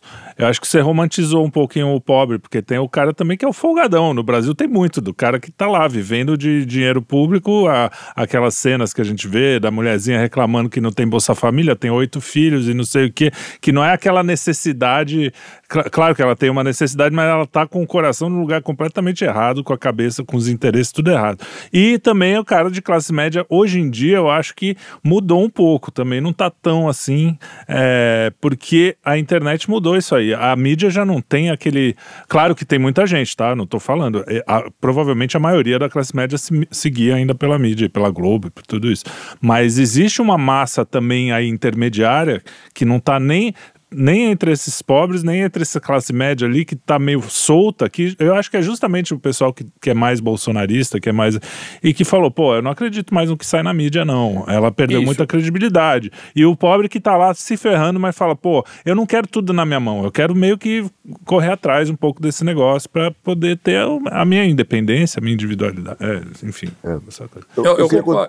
Eu concordo, só rapidinho, mas isso aí eu concordo, Felipe, mas esse é exatamente o que você descreveu, é o fenômeno que a gente tem nos últimos 10, 15 anos. Isso. Eu tô me referindo ao que aconteceu para trás, que fazia toda a massa que se entende de direita botar esperança em Collor, FHC, Serra, Alckmin e Aécio, entendeu? Eu tô falando de 2010 para trás. Beleza, fala, Arthur.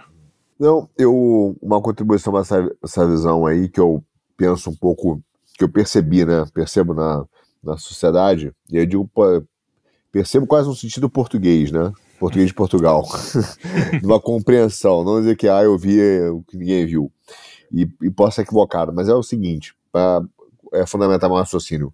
O pobre, definição da pobreza não é falta de dinheiro, é a incapacidade do cara satisfazer as suas necessidades básicas. Então, mesmo que o governo satisfaça para ele, como ele é capaz de fazer, ele costuma pobre. Tá? Então, ele não consegue ter autonomia para satisfazer as suas necessidades básicas. Só que esse cara, via de regra no Brasil, é muito curioso, porque esse cara, quando você fala para o pobre da pobreza, entenda, ele não tem medo da pobreza, ele já vive na pobreza. Então você fala assim, você não sabe o que vai acontecer com esse governo, você vai ficar mais pobre. O cara, como? Como? Eu vou morar debaixo da terra? O que você está falando? Então assim, você sabe o que vai acontecer. Às vezes as pessoas falam, pô, os caras querem acabar com o direito de propriedade. O cara, o que é isso? Que direito? O cara vive já no nível. Então, esse cara... Propriedade. O cara mora no barraco. Esse cara não tem medo da pobreza, porque ele não tem nada que possa acontecer que é pior do que ele já vive na cabeça dele. Quem tem medo da pobreza é o cara da classe média que vive em frente à comunidade, entendeu? Que é o cara ali, que é o cara que mora num 2 quartos e tal, que a vista dele é pra favela. Porque aí esse cara vive sempre com o medo. E aí é onde esse pobre comfort que você falou aí é o cara que tem medo, entendeu? Ele tem medo, então ele tem medo de perder a casa dele e ir pra lá. Entendeu? Porque ele tá vendo aquilo e ele fala, pô, olha só, eu consegui fugir daquilo, meu filho não mora ali, entendeu? E ele vive com medo. Então a história um pouco do Brasil é sempre, você vê da mídia, da Globo, é botar o terror, que o cara, aconteceu com o Trump também, né? Olha, o que esse cara tá fazendo é uma loucura, vai quebrar o mundo, vai virar 29, ninguém sabe o que é 29, ninguém sabe o que é, mas o cara apreende daquela informação que ele vai sair de onde ele tá para ir pra favela. E isso o cara fala, eu voto no outro. Então o voto, esse tipo de voto é o voto do medo. De, assim, a sua vida vai piorar porque esses caras vão acabar destruindo mesmo a tua vida, etc. Então esse cara tem o medo de lá. O rico, o que eu percebo às vezes é que a gente pensa que o critério dele é econômico, etc.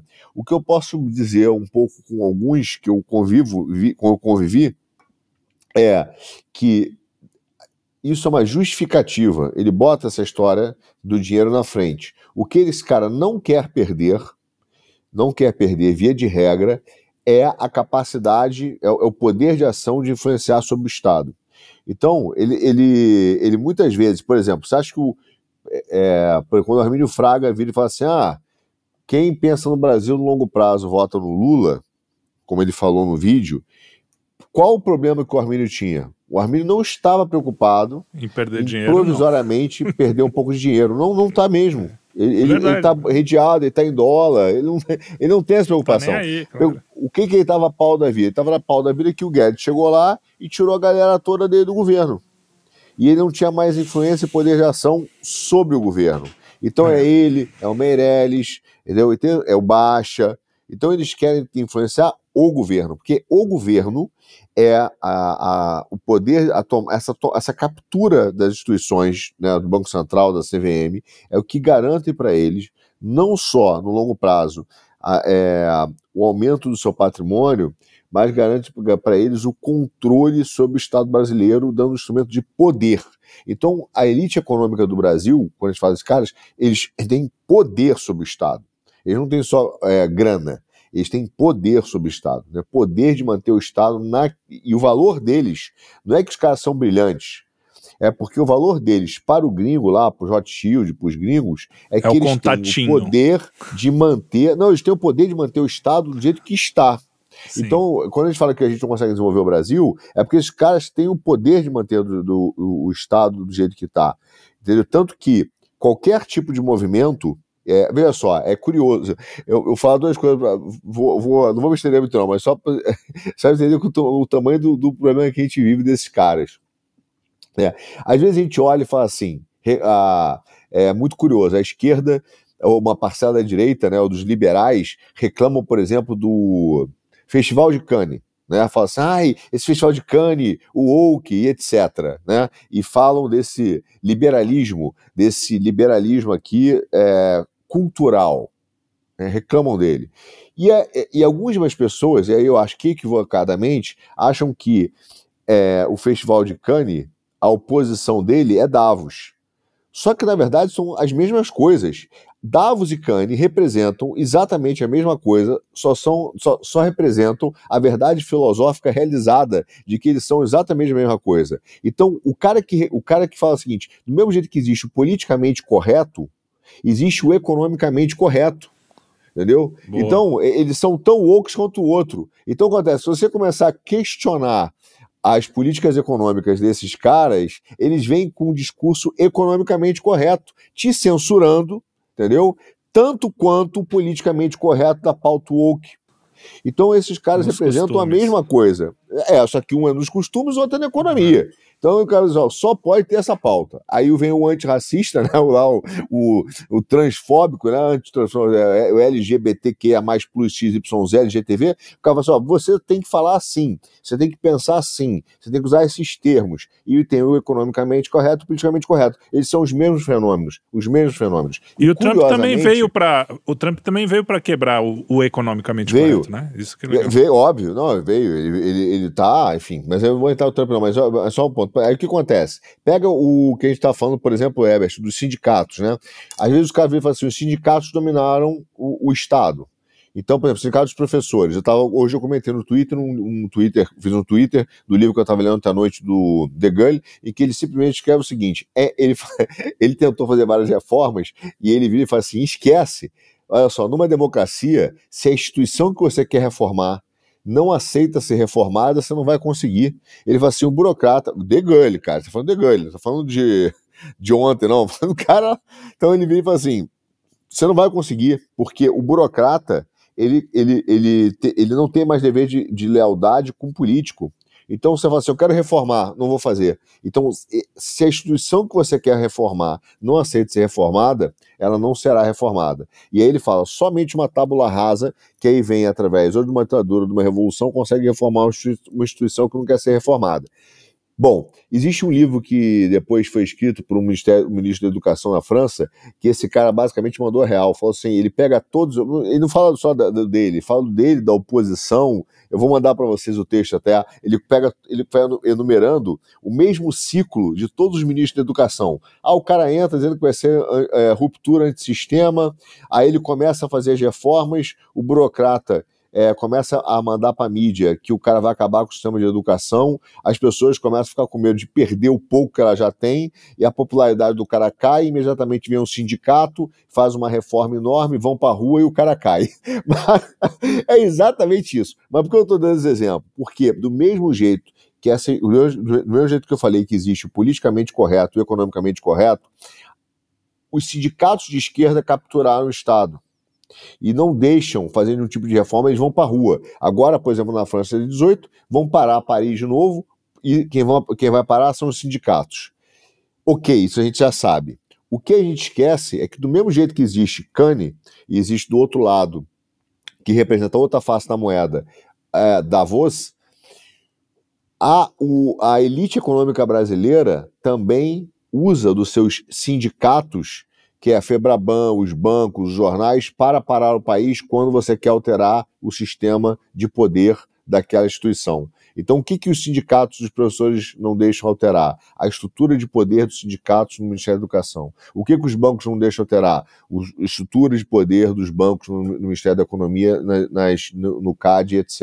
No final, são os lados da mesma moeda. São dois tipos de sindicatos, são dois tipos de grupos que capturaram os estados e utilizam a sua força política. Então, a minha volta toda foi para dizer isso para você. O que eu acho, na minha análise, é que quando você chega nas elites, que são esses caras, os mornos, que o Kim falou aí, que é o famoso isentão, ele é isentão porque, no fundo, ele quer manter a estrutura de poder e meios de ação dentro do Estado. Então, ele não vai tomar nenhuma medida ideológica para lugar nenhum, porque ele quer manter a estrutura. E toda estrutura que bota em risco o poder dele, ele se volta contra, entendeu? Por isso é que os liberais, volta e meia, se aliam ao PT, volta e meia tendo seu próprio candidato, porque mantendo a estrutura do jeito que está, eles topam. É que nem o sindicato dos professores, que ora apoia o PT, ora apoia o PSOL, depende ali do poder. Entendeu? Já em algum momento, no início, já apoiaram o Fernando Henrique, depois apoiaram. A pergunta é, você vai mexer com uma estrutura de poder ou não? Aí o cara fala, vou, então aí nós vamos usar a máquina contra você. Seja a máquina econômica, seja a máquina trabalhista. Entendeu? Muito bem. Para terminar aqui, eu vou citar o Charlie Kirk, óbvio que a gente não podia passar a semana sem isso, mas num contexto maior, porque uma das coisas que a gente faz aqui no Quinto Elemento, principalmente esses assuntos que são muito emocionais, e até pra gente, né, quando você vê uma coisa dessa, é uma coisa que mexe mesmo, um cara que o trabalho dele era só falar, né, aliás, ele era um cara que buscava justamente isso, pegar quem pensava diferente, falar, e o cara é assassinado assim brutalmente. A gente não fica falando aqui, temos que fazer isso, aquilo, a gente sempre dá um tempo, reflete sobre o assunto para não falar nenhuma bobagem. Isso é uma coisa muito legal aqui do Quinto Elemento que eu gosto muito, mas não tem como a gente deixar de falar um pouco nesse assunto, mas eu quero ligar aos outros assuntos, inclusive isso que você acabou de falar. Por exemplo, a esquerda e a direita, né? Os isentões, eles colocam na balança a esquerda e a direita como se elas tivessem o mesmo peso. E é evidente, esse assassinato mostrou que esse e outros, né? Porque todos os que sofreram, a maioria dos atentados políticos, né? Que tinham esse elemento político, foram da esquerda contra a direita, pelo menos nos últimos 30 anos, né? Então, quando você faz a lista, você vê que é enorme a diferença entre um e outro. Então, quem terminou com a conversa e desequilibrou essa balança não foi a direita, eu tô generalizando, obviamente. Mas aqui a gente vê também a prisão do Bolsonaro, por exemplo, que foi um negócio completamente injusto e ao mesmo tempo também comparando com outros crimes do tipo aquela dos Nardoni ou o próprio cara que matou a Pérez lá,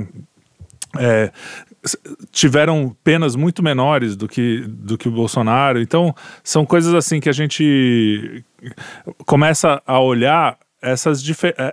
A gente está realmente num momento em que a esquerda e a direita vão ter que ter alguma conversa ou algum conflito, alguma coisa vai acontecer, não vai ter como. Acho que quem vai baixar a temperatura, como é que vai ser, essa conversa está acontecendo agora. Então eu queria que o Kim terminasse falando um pouco assim, fecha esse tema aí de hoje, dá um apanhadão, fala o que você quiser, que você tá calado há muito tempo. Eu me embananei um pouco aqui, porque esse assunto ainda é muito quente para mim, eu não gosto de falar muito de coisas que eu ainda estou emocionado a respeito. Artista. Artista é uma merda. Artista é mais se emociona. Não tem muito a falar, não. Eu acho que a gente chega aqui, gente, no final...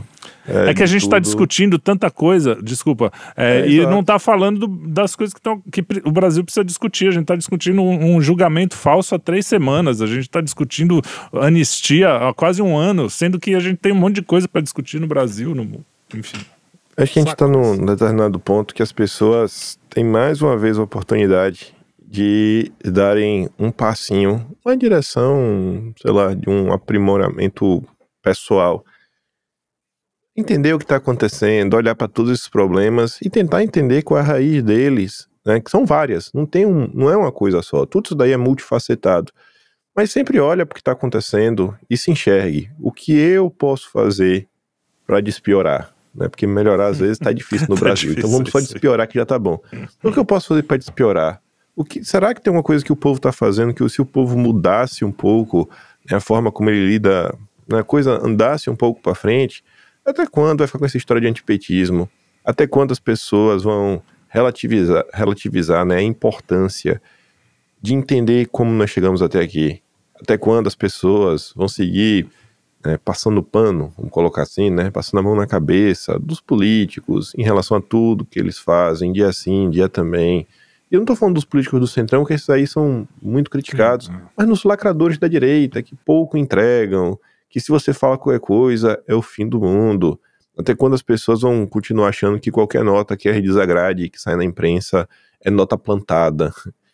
Sabe, lê a matéria. Isso, e o pior é que às vezes não é só nem da população. Tem político aí que ao longo da semana compartilhou a notícia que falava de um assunto e ele tweetou sobre outro, né? Sequer leio a notícia, sequer leio a manchete direito na hora de falar. Então, bota a mão na consciência, porque a tendência, se isso não mudar, é esse ciclo se repetir a cada 4 anos.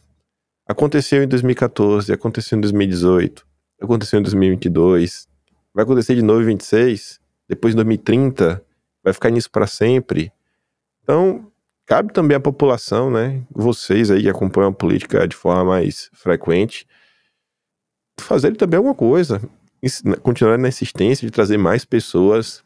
Sei que ninguém ganha dinheiro para nada, né, a parte das pessoas que estão acompanhando política só tomam na cabeça, sustentam o país, mas se não se movimentar, vai ficar nisso daí, gente. Infelizmente, é o que o Brasil aguarda para todos.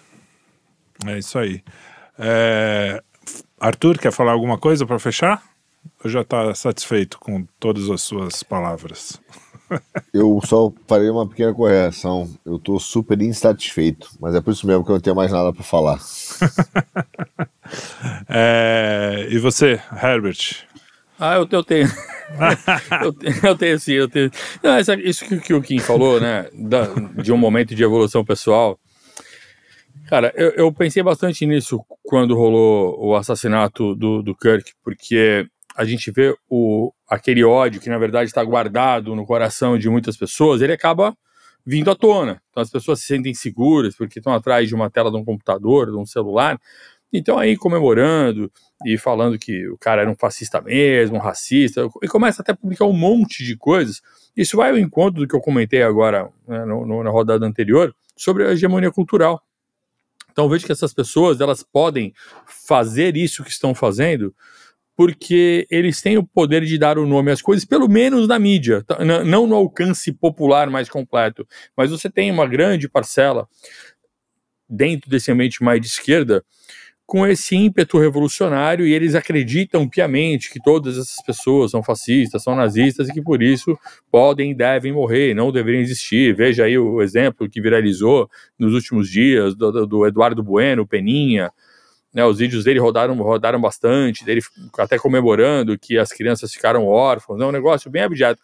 E o que eu vejo de oportunidade de crescimento pessoal aí está num ponto pessoal, porque é muito difícil você se deparar com tantas demonstrações de ódio e você não sentir uma vontade, um desejo de ver a pessoa que deseja o ódio recebendo isso de volta. E é esse momento que a gente é chamado a parar para pensar no que a gente está fazendo, para pensar em como que a gente deixa as emoções comandarem os nossos pensamentos, as nossas palavras, as nossas ações. E uma coisa que, pelo menos para mim, se é que serve de exemplo para alguém, mas desde garoto eu lia muito a Bíblia, né? E eu sempre pensava assim, caramba, como é difícil rezar pelas pessoas de quem eu não gosto. Como é complicado isso. Eu pensava, quando eu tinha lá meus 12, 13, 15 anos, eu falava, cara, o dia que eu conseguir fazer isso aqui vai ser um marcador de avanço na minha vida. O dia que eu conseguir rezar e desejar o bem para alguém que eu não gosto, putz, vai ser um sinal que eu acho que eu melhorei. Cara, Só que como eu pensei nisso durante muitos e muitos anos, eu realmente fiquei anos pensando nisso e desejando ser capaz disso, cara, graças a Deus eu consegui. E hoje, claro, meus desafios são outros. Mas eu penso que justamente nesse momento que você vê tanto ódio circulando, tanta coisa ruim, a gente é chamado, de fato, a pensar na questão do amor ao próximo, que você fala, cara, esse negócio de amor ao próximo é difícil mesmo, porque é tanta gente ruim, é tanto vagabundo desejando o mal dos outros, que é difícil mesmo você colocar isso em prática. E justamente porque é difícil, eu entendo que o campo de avanço pessoal passa por isso. Passa por você olhar para essas pessoas e falar, ok, qual vai ser minha postura agora? Eu vou desejar que eles sofram também? Ou seja, eu vou me igualar a eles em alguma medida? Eu vou achar que é justo desejar que esse cara seja também linchado na rua, morto ou coisa parecida? Ou eu vou aproveitar esse momento para, de repente, polir um pouco mais a minha alma e tentar dar um avanço diferente? Então, eu acho que, para além das questões políticas, a principal questão pessoal é como a gente se porta. E eu falo isso porque eu vejo até próximo, amigos meus, com os ânimos muito, muito exaltados, olha que absurdo, e aí começam muitas generalizações, a esquerda isso, a direita aquilo. Eu falo, cara, o maior risco que a gente tem agora é fazer generalizações e colocar todas as pessoas de um determinado espectro como se elas fossem aquilo dali. Isso, cara, isso é tão injusto quanto fazem muitas vezes com quem é conservador e com quem é direita, como se todo mundo que é direita, todo mundo que é conservador fosse uma espécie de alguma gradação de Hitler, entendeu? Então, eu penso que a gente não pode se igualar às coisas que a gente acha que são erradas. E nesses momentos de ânimos exaltados, eu acredito que muitas pessoas passam por essa tentação. Então fica aí essa mensagem da gente pensar em como que a gente está reagindo, porque ficar desejando o mal dos outros, cara, só serve para deixar o nosso coração cada vez mais endurecido e sujo. De repente é uma oportunidade da gente pensar em como transcender isso daí. Isso não muda nada, o que deve ser feito em termos de ação política. Mas se você estiver com o coração tranquilo, você vai dormir mais em paz e vai favorecer a sua saúde mental, em vez de se deixar levar por essas tentações. E você pode reconhecer isso pensando no que você está sentindo. Se você está sentindo um desejo pequeno e constante, isso tem a ver com o teu orgulho. Agora, se você se sente, às vezes, tomado por uma ira muito grande, por um sentimento de angústia muito grande, isso tem toda a cara de ser uma tentação demoníaca, porque você passa a se sentir com os mesmos sentimentos que o demônio costuma sentir, que é a desesperança, que é a angústia, que é uma ira muito grande, enfim. Então, deixa essa reflexão. É um assunto que a gente justamente tá refletindo antes de falar por causa dessas coisas, porque o ódio é a cocaína do demônio. Ao mesmo tempo, a justiça também é uma coisa divina, né? Então, isso que você tá falando não quer dizer que a gente não precisa agir para se defender, para fazer justiça, mas também... Se você tá com ódio no coração no momento que você vai agir errado. Mas nada impede de você parar, pensar e falar, tá bom, mas eu não vou deixar o cara falar assim, eu não vou deixar o cara... Né? Então, eu acho que lógico. É um momento delicado, porque tá todo mundo muito emocionado, então se você fala para um lado, é pro lado demais. Tem que matar o cara. Ou então pro outro, não, então tem que deixar tudo como tá. E aí essa discussão enfim, cara, uma frase que circulou bastante, que é verdade, que fala assim, eles não matam porque o fulano é fascista, eles chamam de fascista para poder matar. Isso aí. De fato, existe isso, isso é real. Acho que essa frase sintetiza bem. Agora, da mesma maneira, eu entendo que a gente não pode deixar os nossos ânimos fazerem algo parecido. Sim, desumanizar o outro. Todo mundo do outro lado. Então, esse é um ponto que eu sempre questionei quando o Olavo falava, né? Você é comunista, é isso, comunista é tudo psicopata. Tá bom, professor, como é que identifica o comunista? Qualquer um que consinta com ideias comunistas é comunista mesmo sem saber. Eu falo, porra, mas aí complica. Aí a gente tá botando todo mundo, uma massa gigantesca no mesmo bloco, e a gente passa a trabalhar numa lógica do medo. Eu acho que a direita já trabalha numa lógica do medo mais do que desejável. Então as pessoas ficam muito na internet, perdem o contato com a vida real na rua e começam a ficar, caramba, agora vai todo mundo ser perseguido, a esquerda vai... Cara, não é bem assim. Você tem que sair mais na rua, menos internet, mais vida real. Eu acho que o problema maior que a gente tem de medo está muito mais ligado à segurança pública, à violência urbana, do que à violência política. Então a gente não pode perder o senso de proporções. Eu acho que a internet ajuda a gente perder esse senso. Então, quando você fala que alguma coisa tem que acontecer, ou é um conflito, é um diálogo, cara, eu sempre acho que o diálogo é um caminho mais interessante, e não necessariamente no modelo que o Kirk propunha. Não deu muito certo para ele. E a gente tem presidente inocente preso, a gente tem um monte de velhinha presa. Não sei se... Aí é que eu tô falando, também tem que tomar cuidado para não falar assim, pô, tá tudo bem. Não tá tudo bem, velho. Não tá, não. Tudo bem não tá. Não tá tudo bem, é uma crise. Mas pensa bem, quando você vai se expor num lugar que você sabe que tem psicopata, e você vai se expor daquela maneira, você está assumindo um risco. Então, quando eu falo em diálogo, eu não estou falando para você botar a banca lá e falar, mude minha opinião se for capaz sobre tal coisa. Não é isso. Então, ele fazia uma atuação pública, e a atuação pública exige um risco maior de exposição. A maioria das pessoas não tem essa exposição pública. A maioria das pessoas... Agora, por exemplo, eu acho que o Nicolas corre um grande risco. Eu acho que tem várias pessoas... Você vê o ódio. Então, cara, eu tô longe de ser um fã do estilo do Nicolas de fazer política, mas é fato que estão fazendo com ele, cara, estão empurrando ele para o campo de tiro de psicopatas que podem acabar querendo agir. Você vê que é nítido que estão fazendo com o cara, estão querendo que ele morra. Olha quanta gente desejando a morte do cara. Então, de fato, quem tem uma atuação pública desta natureza está mais exposto a risco.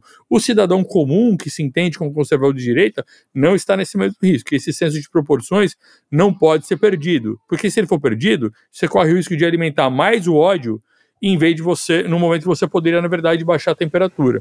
É isso aí. Justamente porque é crise. Eu não ia então, falar, você não pode errar tanto. Fala aí, o Treve vai brigar comigo, mas agora eu quero botar só. Depois de tudo, já que a gente já entrou, ferrou, né? Agora, se vocês quiserem fazer o contraponto, não vai ser eu que vou. É porque é o seguinte, eu não sei se eu talvez tenha exagerado, mas eu já pensei que a gente estivesse falando sobre isso também, cara, sobre alguns psicopatas e que você tem um campo de tensão política do diálogo. Eu pelo menos, para mim, eu já não acho que é isso, eu já perdi essa inocência, não vou chamar inocência, já perdi essa minha inocência, porque até escrevi sobre isso hoje um pouco. Cara, a gente vivenciou, não foram psicopatas, foram eventos claros de eliminação dos líderes da direita. Começou com a facada do Bolsonaro, você teve o assassinato do Uribe, você teve o atentado ao Trump, você teve agora o assassinato do Charles Kirk, e você teve um evento que eu não vou botar especificamente que foi o líder da direita, mas é o exemplo que eu sempre dou, cara, se fosse o contrário, bicho, se fosse o contrário, a giripoca tava piando universalmente contra a gente, que é aquele Robert Westman, que era um transgênero de esquerda. Esse maluco invadiu uma igreja, metralhou os bancos da igreja, né, uma missa católica infantil, matou 2 pessoas, mutilou dezenas. Cara, se um maluco da direita entrasse num movimento LGBT, uma metralhadora, e fizesse isso... Pronto. Cara, acabou. Tinha 50 mil leis contra o cristianismo, cara, a gente estava acabado, era replicar a matéria sobre a direita, como a direita é fascista, como a gente é luta armada, como não sei o quê, e como aconteceu dentro de uma igreja, o que é o ponto seguinte... Não, teve uma escola católica infantil, não foi só na igreja, teve 2. Não, foi na escola. Um foi na escola e um foi numa igreja, teve o da igreja também, antes. Então tá tudo bem, sacou? Tá tudo bem. Veja, quando as pessoas falam assim, quando o cara tomou um tiro, né? O cara fala assim, mas veja só, mas também, não tem mais também. Não tem também. Não tem mais também, olha só, a direita não matou ninguém, cara, a gente não pegou arma a matar ninguém. Esses caras estão com esse discurso de que há uma polarização e que a gente pegou arma. Nós não pegamos para matar ninguém. Esses caras estão pegando arma o tempo todo para matar as pessoas. Então, assim, agora, é claro que eu concordo com você que não é todo mundo de esquerda, não é todo mundo que é contra ou que não vota na gente que é isso, mas que existe um núcleo, e eu me lembro que eu fiz um programa pro Quinto, cara, acho que foi julho do ano passado, ou próximo disso, foi em agosto, quando teve o atentado no Trump, né? Eu me lembro que eu tava na Espanha. Aí eu falei, cara, eu fiz um negócio, falei assim, cara, o wokeísmo é um movimento terrorista. E ele é mesmo, olha só, essa base woke democrata, mas desse progressivo, virou um movimento terrorista. Então esses caras, há muito tempo, trabalham e querem matar as pessoas. Então, eu não tenho dúvida, esses movimentos são movimentos terroristas. E se você for conversar com muita gente na Ásia, cara, isso abriu muita cabeça. E abriu a cabeça não é porque o Putin lá falou que o movimento LGBT especificamente queer, ele falou assim, não é um movimento político, não, ele chama de movimento terrorista. Aí você fala, pô, mas o cara é autocrática. Mas não é só ele, não. A China também, cara, a Índia também. Então, muitos países asiáticos olham para e falam assim, isso aqui não tem nada com direitos humanos. Vocês estão enganados, são movimentos terroristas que estão sendo plantados nos países. E, no final das contas, muitos desses movimentos resultam nisso aí, nesses atentados. Então, eu acho que não é mais um psicopata, acho que tem um núcleo. Sim, cara, também acho. É organizado, político. Quer tocar o mundo. Antifa, assim, Black Lives Matter, essas coisas todas, tem que acabar com essa MST. MST. Achar que o MST não é, entendeu? É grupo terrorista. É óbvio que é. Então, esses caras, eles vão... o que eles querem apenas? Eles querem ter um pretexto, que é a ideia que você falou do fascismo. Eu quero matar o Herbert, então eu vou chamar de fascista para poder matar. Mas eles querem ter um pretexto de virtude moral que justifique a morte das pessoas da direita, como assim, mas também e coberta, entendeu? E vai ter um bucha para fazer isso. Só que esse discurso está crescendo.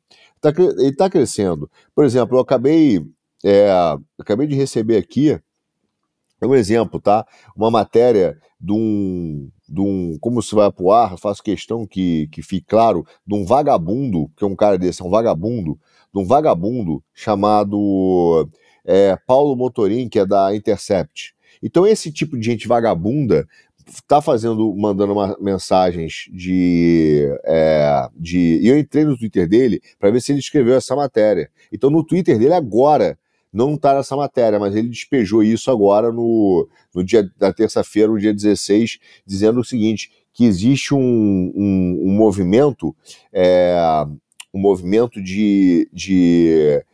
do bolsonarismo para chamar para luta armada, porque ele foi lá e olhou, entrou num grupo de WhatsApp e foi convidado, e que o bolsonarismo está chamando para luta armada, entendeu? Dizendo que a gente tem que entrar com a luta armada, enquanto na verdade eles estão matando essas pessoas. Então esse cara é um desses braços de mídia, entendeu? Comprados pela esquerda, corrupto, de gente vagabunda, entendeu? Que esses caras fazem contra-informação, essa desinformação real, dizendo que o bolsonarismo está fazendo luta armada. Enquanto esses caras que estão armando o MST, que defendem traficante, que defendem o cara que faz o tráfico de arma, entendeu? É o que defende o cara que está com um R-15, drone da Ucrânia, dentro da favela do Rio de Janeiro, matando pessoas e que não tem a coragem de chegar e falar assim, pô, cara, é óbvio que o assassinato do Charles Kirk é um absurdo, é óbvio que um transgênero invadir uma igreja e matar criança é um absurdo, mas esses caras fazem esse tipo de campanha para convencer as pessoas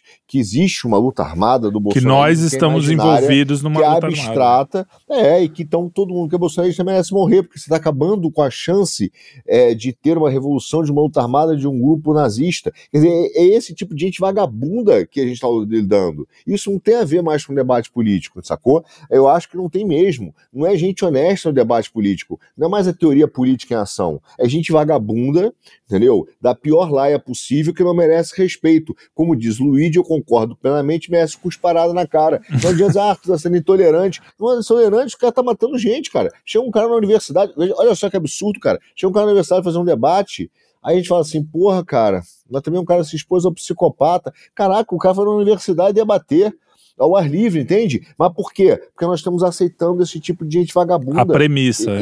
Esses caras são terroristas, mano. Esses caras não merecem consideração a respeito, entendeu? Aí você fala, pô, mas a gente tá aumentando a tensão, a gente precisa baixar a tensão. É a mesma coisa, bichão, olha só, o cara invadiu uma casa. Pô, o cara é um traficante, né? Eu vou dizer assim, bicho, vamos baixar a tensão? Não tem conversa com esse cara mais. Eu acho que chegou um ponto que não é real, não é honesto desses caras que estão discutindo politicamente com a gente. Não é política que esses caras estão fazendo.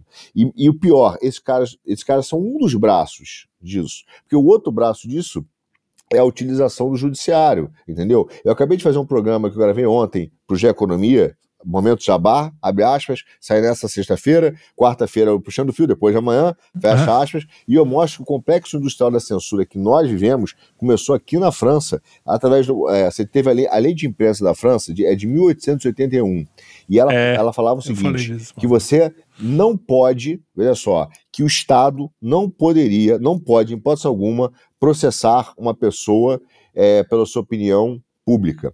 Então, somente a pessoa que foi ofendida poderia processar aquela pessoa que botou uma opinião no jornal. Então, eu, Arthur, somente eu, Arthur, poderia processar o Herbert e você, jornalista, caso eu me sentisse ofendido. Essa foi a lei mais importante que garantiu a liberdade de expressão no mundo. Aí os caras foram criando a lei Pavlen, agora não me lembro o nome, e essa lei Pavlen mudou tudo. Ela permitiu que ONGs, tá, e instituições da sociedade civil pudessem, então, processar, criminalizar pessoas publicamente a partir do discurso de ódio. E duas ONGs começaram com isso. Uma ONG que era tentando defender o Holocausto, que era dizendo que havia práticas antissemitas no jornal, e a outra era uma ONG antirracista, né, dizendo que havia racismo nos jornais. E esses caras, então houve o que você vê, uma terceirização do direito de acusar a partir daí, e o que é pior, aí começaram a proliferar as ONGs. Você sabe o que o governo francês fez? Começou a botar dinheiro nessas ONGs para processar certas pessoas baseado no discurso de ódio. Então, já que eu não posso fazer por via direto, eles começaram a fazer por via indireto. Eu não vou contar todo o programa, vejam o programa, mas a gente detalha todas essas leis que começaram e chegaram, inclusive, numa das mudanças que o Trump tem razão, mais importante, quando chega o Twitter agora, é que os Estados Unidos, aqui a França, em um determinado momento, quis alterar um acordo internacional, diga-se passagem, um acordo internacional que foi alterado pelo Alexandre de Moraes também na marra, por acaso, que dizia o seguinte, que o conteúdo ele deve respeitar a legislação de onde ele foi produzido, não da onde ele foi consumido. Então, eu não poderia censurar um Twitter feito por alguém nos Estados Unidos, isso é um acordo internacional, porque aquele conteúdo foi feito nos Estados Unidos. Então, a produção é de lá. O que esse cara fez? Eles começaram a querer fazer, censurar a partir da França, onde ele era consumido e não onde ele era produzido. Então, isso foi exatamente o que aconteceu no Brasil, quando o Alexandre vai lá e começa a tirar o Twitter do Constantino. E isso tudo aconteceu na França, no Brasil. O que isso mostra? Que existia uma aliança entre um determinado grupo, mas também o judiciário, ONGs e mídia. E no final das contas, não é um grupo só para influenciar, porque os caras estão criminalizando as pessoas. Então, algumas eles estão matando, outras eles estão prendendo. Que conversa política é essa? Não é mais um debate ideológico entre marxismo, direita e esquerda. É entre filha e gente honesta. Era esse link que eu queria fazer no meu final. Obrigado por fazer, inclusive. Não, mas isso só é possível, não vou me estender, prometo. Não, mas isso só é possível porque existe essa hegemonia cultural. Então, qualquer ação política ou não política que não considere que existe essa hegemonia, que existe campo e meios para que o que você descreveu aconteça, qualquer um que queira se opor a isso, sem colocar isso na equação, cara, vai ser derrotado. A hegemonia, ela faz acontecer exatamente isso. Os absurdos vão sendo normalizados. Então, isso acontece por causa da hegemonia. Este é o ponto aí que o Olavo trazia, que eu acho que muita gente deixou de lado, e eu vejo que muitas vezes as pessoas querem criar o plano, criar uma ação política, sem considerar este elemento. Eu sou da opinião, quando eu falo em baixar a temperatura, não é fingir normalidade e muito menos aceitar. É apenas considerar que se você não bota essa variável na equação, qualquer ação que você fizer vai te transformar em vítima desse sistema. Você vai ser moído nesse você tem que desmontar. Tem que desmontar. Às vezes quando eu tô falando, pode parecer que não, você quer baixar a temperatura e passar o pano, você passa. Não é nada disso. A questão é, isto tem que entrar na conta.